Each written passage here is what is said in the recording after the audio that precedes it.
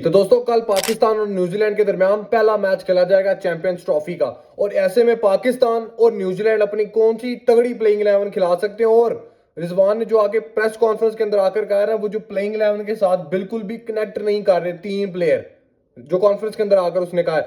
तो सबसे पहले तो मैं बात ही पाकिस्तान की प्लेइंग 11 के हवाले से करूंगा कि पाकिस्तान जो कल अपनी प्लेइंग 11 लेकर जाएगा ना न्यूजीलैंड के खिलाफ, वो बाबर और फखर के तौर पर ओपनर ही उतरेंगे। मैं पूरी बताता हूं आपको। तो बाबर और फखर आपके ओपनर होंगे। और वन डाउन पर जो डिबेट जारी थी कामरान गुलाम की या साउथ स्कील की, तो आज जो नेट्स के अंदर बैटिंग करवाई गई है ना ज्यादा, वो साउथ को करवाई गई है। तो इसका मतलब है कि साउथ के साथ ही जाएंगे और साउथ के साथ जाना चाहिए। अब आपने उसको ले लिया है। चौथे नंबर पर रिजवान होगा, पांचवें नंबर पर आगा होगा, छठवें नंबर पर तैयब ताहिर होगा, सातवें पे खुशदिल शाह होगा ना कि फहीम अशरफ। और क्योंकि आप कराची के अंदर ही खेल रहे हो और स्पिन आपको चाहिए होगी, ऐसा नहीं कि आपने चार फास्ट बॉलर लगा देने न्यूजीलैंड के खिलाफ, तो आप सही जा रहे हो। आठवें नंबर पर शहीन हो गया, नौवें पे नसीम हो गया और 10वें नंबर पर हारिस रऊफ। रिजवान ने आकर क्या कहा कॉन्फ्रेंस के अंदर कि रिजवान ने कहा कि हारिस ने कल 80% जो बॉलिंग की वो अच्छी की है, वो 80% उसने बॉलिंग बहुत तगड़ी की है, ठीक है। और वो इंशाल्लाह काम कर रहा है और वो फिट हो जाएगा। मतलब रिजवान इसके अंदर भी ना कॉन्फ्रेंस के अंदर आकर अपने आप को पूरी ना खुद ना श्योर था और ना हमें श्योर कर रहा था कि यार ठीक है भाई हारिस खेलेगा। लेकिन ये खिलाएंगे जरूर कल हारिस रऊफ का। हारिस पूरी तरीके से फिट नहीं है, तो ये वही करेंगे 2022 के वर्ल्ड कप वाला काम कि अगर हारिस आधा फिट जाएगा तो वही टूर्नामेंट के अंदर ये खत्म होकर वापस आ जाएगा। तो इनको चाहिए कि अभी के अभी रिप्लेसमेंट ले लेते, लेकिन ये सुबह हारिस रऊफ के साथ जाएंगे और हसनैन के साथ तो जा नहीं सकते। हारिस रऊफ ही वो की थी पाकिस्तान की। अब मुझे नहीं पता वो कितना फिट है, लेकिन जो आज जर्नलिस्ट वगैरह भी कह रहे थे ना, वो यही कह रहे थे कि हारिस मुकम्मल तौर पर फिट नहीं है। तो अब देखते हैं क्या होता है सुबह। और 11वें नंबर पर आपका बरार हो जाएगा। तो ये पाकिस्तान की 11 है। और इसके अंदर ओपनर के बारे से पूछा गया तो उन्होंने कहा रिजवान साहब ने कि बाबर ही ओपन करेगा फखर के साथ। ये बातचीत हुई थी कि बाबर को वन डाउन पर कर लेते हैं, लेकिन फाइनल डिसीजन ये लिया गया कि बाबर ही throughout the tournament open करेगा। लेकिन इनका कुछ नहीं पता लगेगा कि ये क्या करेंगे। कहीं सुबह हम देख रहे हो तो यार सुबह फखर और उस्मान खान आ रहे हो आउट ऑफ नोवेयर, ये कहीं से भी हो सकता है। और दूसरी तरफ अगर बात की जाए न्यूजीलैंड की प्लेइंग 11 की, तो वो भी इस दफा थोड़ी तगड़ी लेकर आएंगे। प्लेइंग 11 वही होगी, लेकिन थोड़े से मैं कह सकता हूँ थोड़ी सी एक दो चेंज होंगे। तो सुनिए, कॉनवे और रचिन रविंद्रा का कहा जा रहा है रचिन रविंद्रा फिट हो चुका, तो ये दोनों इनके ओपनर हो जाएंगे, ठीक है। बड़े ही तगड़े ओपनर है। और रचिन तो मुझे लगता है कि अगर अच्छी तरीके से आ रहा था सुबह तो वो टूर्नामेंट के अंदर कुछ बड़ा कर सकता है। तो वन डाउन पर आपका विलियमसन हो गया और चौथे नंबर पर आपका मिचेल हो गया।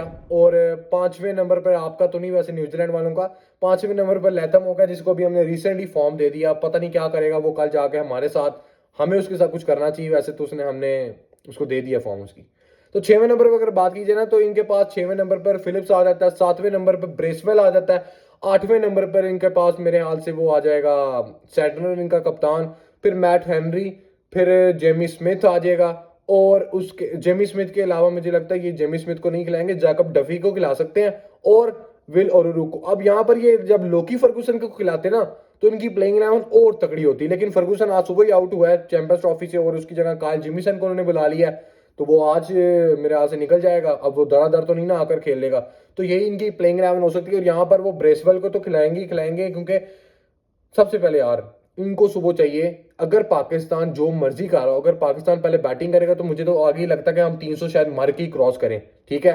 पाकिस्तान चेज के लिए जाएगा, टॉस जीता है। और अगर ये पहले आकर किसी तरीके का बैटिंग कर लेते हैं तो यार मैं मानता हूं उनके स्पिनर अच्छे हैं हमारे से, लेकिन इतने भी उनको वर्ल्ड क्लास ना बनाओ कि आप उसको 10 ओवर में 17 स्कोर करवा रहे हो सेंटनर से। कुछ हिट कुछ लगाओगे, कुछ शॉट लगाओगे, हिट लगेगी तो ही उसकी लाइन खराब होगी ना। आप तो उसको ऐसे आराम से खेल रहे थे कि पता नहीं वो कौन सी मुरली धनमली गेंदे कर रहा है। अब पाकिस्तान को ये कल देखना है। उनकी प्लेइंग 11 और हमारी प्लेइंग 11 अच्छी है, लेकिन ऑन द डे जो अच्छा परफॉर्म करेगा वो ये है। अब अगर देखा जाए ना, अगर हम पहले चलो जी टारगेट दे देते हैं 295 का भी, ये पिच पे डिपेंड करेगा, क्योंकि लास्ट मैच के अंदर हमने देखा कि पिच बॉलिंग को सपोर्ट कर रही थी, ठीक है। लेकिन अगर हम फिर भी 295 करेंगे ना, तो उनकी बैटिंग उनकी टीम ये हुनर रखती है, वो 300 भी चेज कर सकते हैं, 325 भी चेज कर सकते हैं, ठीक है, इस तरह की ट्रैक्स के ऊपर। तो ये पाकिस्तान को देखना है। अगर पहले बैटिंग कर रहे हो तो लाजमी फाइटिंग टोटल आपका 300 से ऊपर होना चाहिए इन पिचेस के ऊपर। वो कंडीशन बाद में देखी जाएगी, लेकिन उस कंडीशन को भी आपने थोड़ा सा तोड़ना तो है ना, क्योंकि हम तो उस कंडीशन को भी उससे भी नीचे गिर के बैटिंग करते हैं। आपको थोड़ा डोमिनेट करना पड़ेगा। और कहा जा रहा है रावलपिंडी के अंदर बांग्लादेश पाकिस्तान वाले मैच के अंदर बारिश के चांस है। तो इसका मतलब आपको कल न्यूजीलैंड को लाजमी हराना है और इंडिया को भी हराना पड़ेगा न्यूजीलैंड को, ताकि फिर पाकिस्तान का खतरा खत्म होगा। लेकिन सबसे पहले खुद जीत जाना सुबह, फिर देखेंगे क्या करते हैं ये लोग। ठीक है दोस्तों, इस पर आप लोग अपनी राय कमेंट्स के अंदर लाजमी दे सकते हो, क्योंकि आप बस इतना ही कह सकते हैं कि दुआ करो कि सुबह पाकिस्तान जीत जाए। पाकिस्तान जीत जाएगा तो इससे अच्छी कोई बात नहीं होगी, और दुआ करते हैं कि कल बाबर के बल्ले से रन आ जाए। इस वीडियो में इतनी वीडियो को लाइक कर देना लाजमी यार, लाजमी। अल्लाह हाफिज़।